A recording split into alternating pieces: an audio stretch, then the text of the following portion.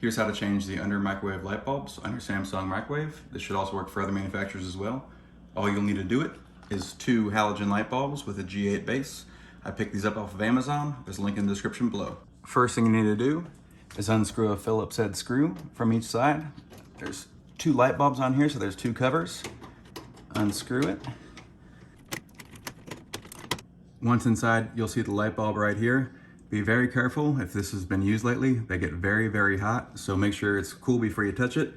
And you're gonna wanna grab it and then pull it straight back towards you.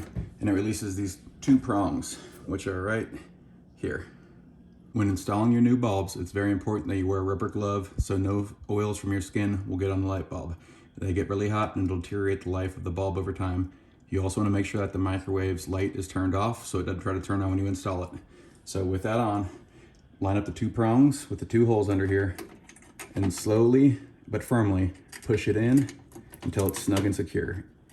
They're kind of a pain, so you gotta wiggle it around a little bit, make sure it's in.